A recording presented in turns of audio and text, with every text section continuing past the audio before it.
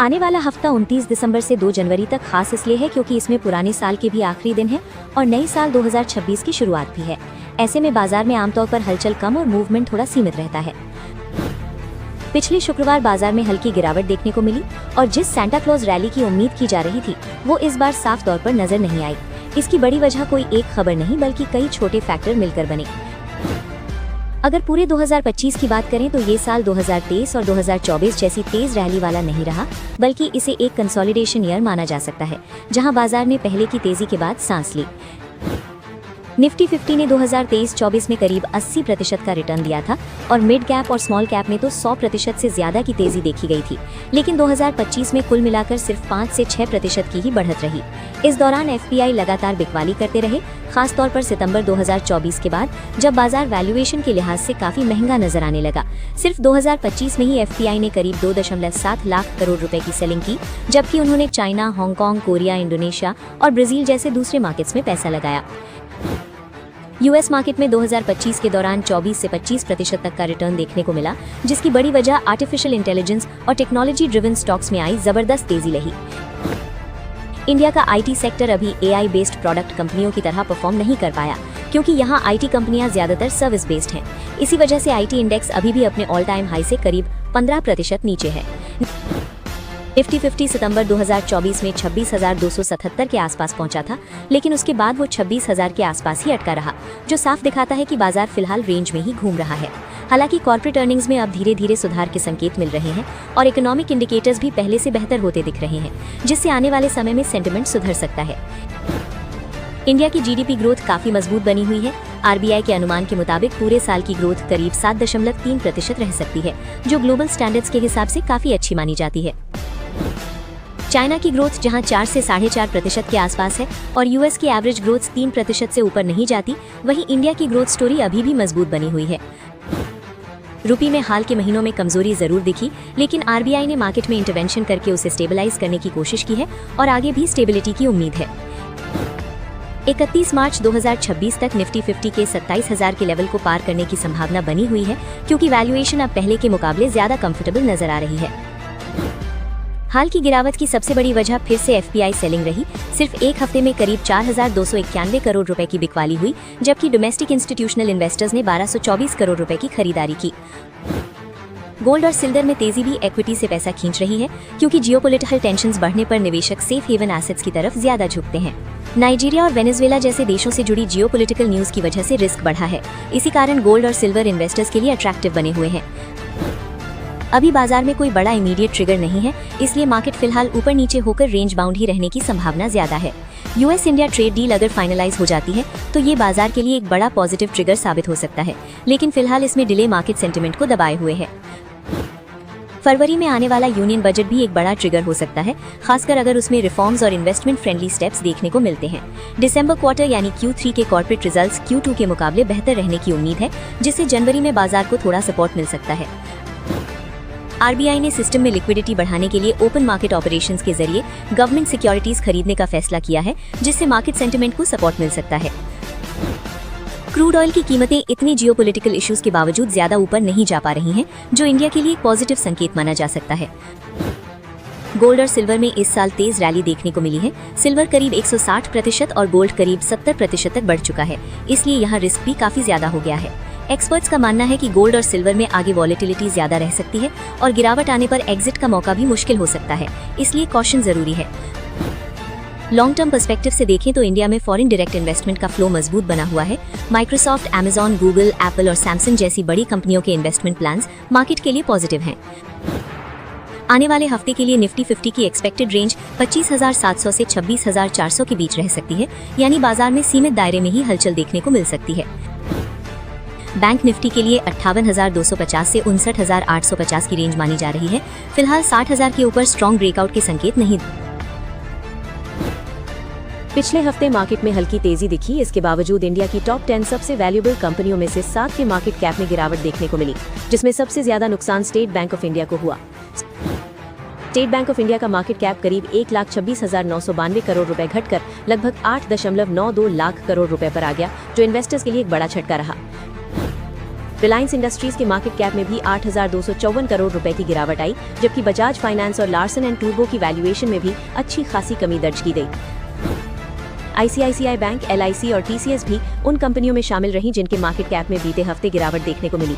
दूसरी तरफ HDFC bank, Infosys और भारती एयरटेल ने मजबूती दिखाई।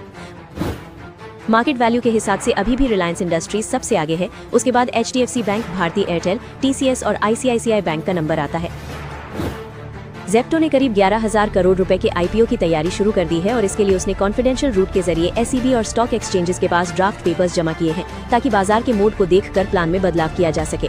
ज़ेप्टो अगले साल स्टॉक मार्केट में लिस्ट होने का लक्ष्य रख रही है, जिससे ये इंडिया के सबसे कम उम्र के लिस्टेड स्टार्टअप्स में शामिल हो सकती है।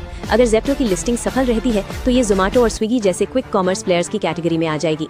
अब तक ज़ेप्टो लगभग 16,000 करोड़ रुपए की फंडिंग जुटा चुकी है और कंपनी की वैल्यूएशन करीब $7 बिलियन बताई जा रही है। अक्टूबर 2025 में ज़ेप्टो ने कैलपर्स के नेतृत्व में $450 मिलियन की फंडिंग रेज की थी। सितंबर 2025 तक कंपनी की ग्रॉस सेल्स करीब 26,000 करोड़ रुपए तक पहुंच चुकी थी। हालांकि तेज ग्रोथ के साथ कंपनी का कैश बर्न भी ऊंचा रहा, जो इस दौरान करीब 1,000 से 1,100 करोड़ रुपए के बीच दर्ज किया गया। साल 2025 SME IPO मार्केट के लिए एक रियलिटी चेक साबित हुआ, जहां कमजोर सेकेंडरी मार्केट और ऊंची वैल्यूएशन की वजह से पहले जैसी लिस्टिंग गेन्स नहीं दिखी और कई स्टॉक्स लिस्टिंग के बाद टिकाऊ तेजी नहीं पकड़ पाए। इसके बावजूद ट्रेंड लाइन के डेटा के मुताबिक 2025 में करीब 29 SME स्टॉक्स ऐसे रहे जिन्होंने IPO प्राइस से 100% से ज्यादा रिटर्न दिया, जिससे साफ हुआ कि मुश्किल बाजार में भी सही स्टॉक्स ने शानदार प्रदर्शन किया। एक्सपर्ट्स का मानना है कि अब SME इन्वेस्टर्स ब्लाइंड सब्सक्रिप्शन से हटकर सिलेक्टिव और कॉशियस हो चुके हैं और आगे इस सेगमेंट में वही कंपनियां टिकेंगी जिनके फंडामेंटल्स मजबूत, बिजनेस मॉडल साफ और मैनेजमेंट भरोसेमंद होंगे, जिससे SME मार्केट धीरे धीरे मैच्योर हो रहा है। ग्लोबल इन्वेस्टमेंट बैंक जेफरीज ने अपने Asia Pacific x Japan portfolio में इंडिया और ताइवान का एलोकेशन बढ़ाया है, जबकि चाइना और इंडोनेशिया में एक्सपोजर घटाया है, जिससे साफ दिखता है कि इन मार्केट्स को लेकर उसका भरोसा बदला है। जेफरीज का मानना है कि इंडिया मजबूत domestic demand, infrastructure driven growth और बेहतर होते कॉर्पोरेट बैलेंस शीट्स की वजह से आगे भी एक प्रेफर्ड इन्वेस्टमेंट डेस्टिनेशन बना रहेगा। ताइवान को ग्लोबल लेवल पर एडवांस्ड सेमीकंडक्टर की मजबूत मांग का फायदा मिल रहा है और इसी टेक फोकस्ड स्ट्रैटेजी के तहत जेफरीज ने अपने ग्लोबल पोर्टफोलियो में बैंक सेंट्रल एशिया की जगह सैमसंग इलेक्ट्रॉनिक्स को शामिल किया है। निफ्टी मिड कैप 100 के कुछ स्टॉक्स में एनालिस्ट्स को अच्छी ग्रोथ की संभावना नजर आ रही है, जो निवेशकों के लिए दिलचस्प हो सकती है। ट्रेंडलाइन और एनालिस्ट्स के कंसेंसस डेटा के मुताबिक कुछ मिड कैप स्टॉक्स ऐसे हैं जिनमें अगले एक साल में औसतन 25 से 45% तक की तेजी की उम्मीद जताई जा रही है। डिक्सन टेक्नोलॉजीज इस समय करीब 12,328 रुपए के आसपास ट्रेड कर रहा है। एनालिस्ट्स का मानना है कि कंपनी का टारगेट करीब 17,882 रुपए तक जा सकता है, यानी लगभग 45% की संभावित तेजी, और ज्यादातर एनालिस्ट्स की राय बाय की बनी हुई है। ट्यूब इन्वेस्टमेंट्स का शेयर अभी 2,661 रुपए के स्तर पर है। एनालिस्ट्स ने इसका टारगेट करीब 3,666 रुपए बताया है, जिससे करीब 41% की अपसाइड दिखाई देती है और इसे कवर करने वाले एनालिस्ट्स भी इसे बाय मान रहे हैं। IRB इंफ्रास्ट्रक्चर इस वक्त 42 रुपए पर ट्रेड कर रहा है। एनालिस्ट्स का टारगेट करीब 59 रुपए के आसपास है, यानी लगभग 40% की संभावित बढ़त, और इस स्टॉक पर भी ओवरऑल राय बाय की बनी हुई है। कल्याण ज्वेलर्स का शेयर अभी 491 रुपए के करीब है। एनालिस्ट्स को उम्मीद है कि ये 682 रुपए तक जा सकता है, जो करीब 39% की अपसाइड दिखाता है, और कई एनालिस्ट्स इसे स्ट्रॉन्ग बाय की कैटेगरी में रख रहे हैं। सुज़लॉन एनर्जी इस समय 53 रुपए के आसपास ट्रेड कर रहा है। एनालिस्ट्स के मुताबिक इसका टारगेट 74 रुपए तक हो सकता है, यानी करीब 39% की तेजी की संभावना, और इसे ट्रैक करने वाले ज्यादातर एनालिस्ट्स इसे स्ट्रॉन्ग बाय मानते हैं। मोतीलाल ओसवाल का शेयर फिलहाल 863 रुपए के स्तर पर है। एनालिस्ट्स ने इसका टारगेट करीब 1123 रुपए रखा है, जिससे करीब 30% की अपसाइड बनती है, और यहाँ भी कंसेंसस स्ट्रॉन्ग बाय का है। गोदरेज प्रॉपर्टीज अभी 2003 रुपए के आसपास ट्रेड कर रहा है। एनालिस्ट्स का टारगेट करीब 2,596 रुपए है, यानी लगभग 30% की संभावित तेजी, और ज्यादातर एनालिस्ट्स इस स्टॉक पर सकारात्मक नजरिया रख रहे हैं। ITC होटल्स इस वक्त 198 रुपए के करीब ट्रेड कर रहा है। एनालिस्ट्स को लगता है कि ये 255 रुपए तक जा सकता है, जो करीब 29% की अपसाइड दिखाता है, और कंसेंसस यहाँ भी स्ट्रॉन्ग बाय का है। सुप्रीम इंडस्ट्रीज का शेयर फिलहाल 3,273 रुपए के आसपास ट्रेड कर रहा है। एनालिस्ट्स ने इसका टारगेट करीब 4,201 रुपए बताया है, यानी लगभग 28% की संभावित तेजी, और बड़ी संख्या में एनालिस्ट्स इस स्टॉक पर सकारात्मक नजरिया रख रहे हैं। अब बात करते हैं उन 10 स्टॉक्स की जिन पर बाजार बंद होने के दौरान बड़ी अपडेट्स निकल कर आई थी, जिनका असर सोमवार को शेयर बाजार में इनके स्टॉक्स पर देखने को मिल सकता है। इसलिए निवेशकों को इन सभी 10 स्टॉक्स पर नजर बनाए रखनी चाहिए। ऑरोबिंदो फार्मा ने अपनी सब्सिडियरी क्यूराटेक बायोलॉजिक्स के जरिए अमेरिका की बायोफैक्टोरा के साथ किया गया लाइसेंस एग्रीमेंट आपसी सहमति से खत्म कर दिया है। ये समझौता BFI 751 नाम की दवा के लिए था, जो स्टेलारा की बायोसिमिलर दवा मानी जा रही थी। सुज़लॉन एनर्जी में एक बड़ा मैनेजमेंट बदलाव देखने को मिला है। कंपनी के विंड टर्बाइन जनरेटर बिजनेस के सीईओ और सीनियर मैनेजमेंट पर्सन विवेक श्रीवास्तव ने अपने पद से इस्तीफा दे दिया है। कंपनी ने साफ किया है कि वो 26 दिसंबर 2025 को कारोबार खत्म होने के बाद कंपनी से अलग हो गए हैं। डायमंड पावर को घरेलू ईपीसी कंपनी हिल्ड प्रोजेक्ट से पावर केबल्स की सप्लाई के लिए 66.18 करोड़ रुपए का लेटर ऑफ इंटेंट मिला है। ये ऑर्डर जीएसटी को छोड़कर है और इसे किलोमीटर रेट आधारित प्राइस वेरिएशन फॉर्मूले के साथ पूरा किया जाएगा। कंपनी के मुताबिक ये काम 1 जनवरी 2026 से 30 जून 2026 के बीच पूरा होगा। सोलर वर्ल्ड एनर्जी को एनटीपीसी रिन्यूएबल एनर्जी लिमिटेड से बड़ा सोलर प्रोजेक्ट मिला है। कंपनी को 250 मेगावाट के grid connected solar PV project के लिए ईपीसी पैकेज का लेटर ऑफ अवार्ड मिला है। इस पूरे ऑर्डर की कुल वैल्यू करीब 725.33 करोड़ रुपए है, जिसमें टैक्स भी शामिल है। वेदांता को डीपो ग्राफाइट वेनेडियम ब्लॉक के लिए सफल बोलीदाता घोषित किया गया है। कंपनी ने बताया कि सभी जरूरी वैधानिक औपचारिकताएं पूरी होने के बाद ये उपलब्धि मिली है। इस संबंध में मंत्रालय का पत्र 26 दिसंबर 2025 को कंपनी को प्राप्त हुआ है। विक्रांत इंजीनियरिंग को मध्य प्रदेश में 16 पावर प्रोजेक्ट्स लगाने का काम मिला है। कंपनी को एमपी ऊर्जा विकास निगम लिमिटेड से 45.75 मेगावाट एसी क्षमता के ग्रिड कनेक्टेड सोलर प्रोजेक्ट्स के लिए लेटर ऑफ अवार्ड मिला है। ये प्रोजेक्ट्स पीएम कुसुम योजना के तहत फीडर सोलराइजेशन के उद्देश्य से लगाए जाएंगे।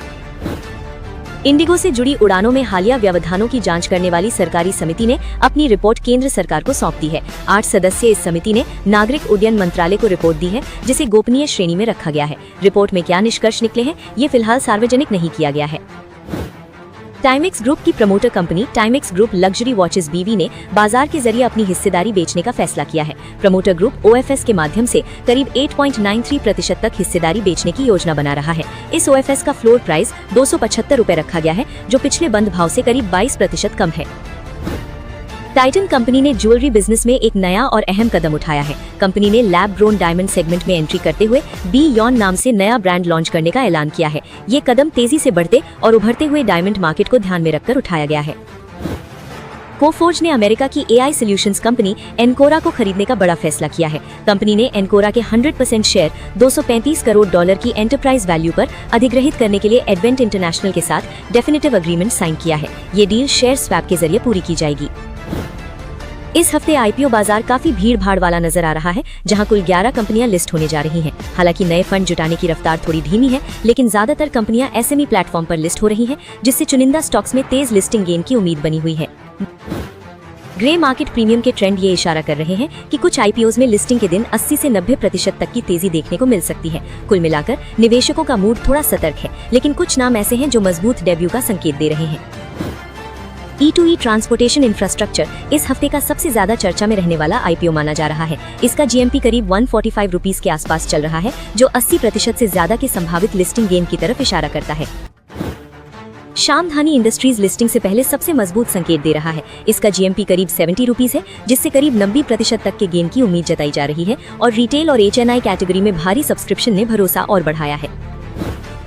धारा रेल प्रोजेक्ट्स का जीएमपी करीब 18 रुपीस के आसपास है, जिससे मिड टीन लेवल की लिस्टिंग गेन की संभावना दिखाता है। रेलवे से जुड़े प्रोजेक्ट्स में निवेशकों की दिलचस्पी की वजह से इस आईपीओ को अच्छा रिस्पॉन्स मिला था। नंदा टेक के शेयर ग्रे मार्केट में करीब 10 रुपीस के प्रीमियम पर ट्रेड कर रहे हैं। इससे संकेत मिलता है कि लिस्टिंग के दिन मामूली यानी लो सिंगल डिजिट गेन देखने को मिल सकता है। बाई काकाजी पॉलीमर्स का जीएमपी काफी पतला है और करीब 3 रुपीस के आसपास चल रहा है। इसका मतलब है कि लिस्टिंग लगभग फ्लैट रह सकती है। एडमैक्स सिस्टम्स में भी ग्रे मार्केट से बहुत मजबूत संकेत नहीं मिल रहे हैं। इसका जीएमपी करीब 4 रुपीस है, जो सीमित डेब्यू इशारा करता है।